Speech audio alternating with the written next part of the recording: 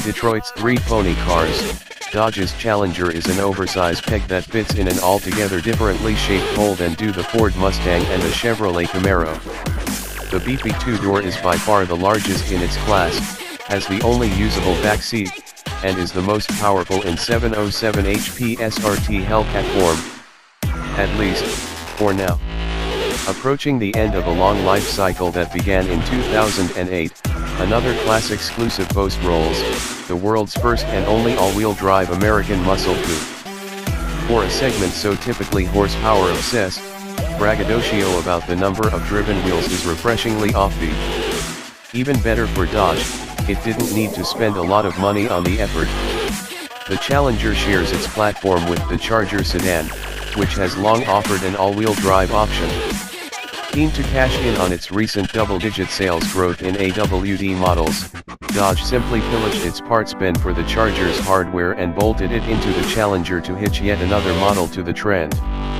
Thus was born the Challenger GT. We'd like to imagine that the baptism included jeering and tomatoes thrown at the rear drive-only Mustang and Camaro.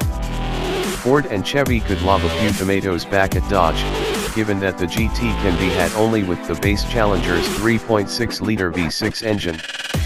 Dodge says the aim was to offer all-wheel drive to a maximum of customers, and since it sells more 6-cylinder Challengers than those powered by any of the 3 available V8s, the V6 got the nod. The 305 HP Pentasta V6 isn't a total letdown, even though the GT must contend with another 200 pounds or so of front drive shafts, a transfer case, and larger standard wheels.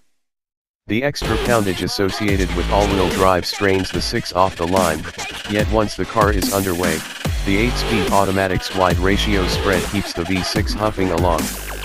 A sport mode strips the transmission of its inhibitions, loosening the requirements for initiating downshifts and holding onto lower gears longer.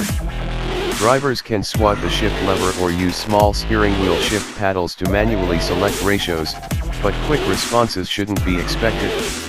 The Challenger SRT model's stiffer suspension tuning doesn't mix with the GT's AWD bits, so the GT supports its extra weight by borrowing heavy-duty springs, dampers, and anti-roll bars from the AWD Charger Pursuit cop car. Dodge says it tuned these components for slightly softened responses to suit the Challenger's shorter wheelbase. The GT ably handles corners without dragging its door handles on the pavement, yet the ride is capital F firm. Over craggy main roads in the dead of winter, we experienced plenty of side-to-side head toss as wheels on the side closest to the road's shoulder faithfully followed each wavy undulation, pothole, and crack. The ride quality is short of harsh, however, and at least wheel motions are decently managed.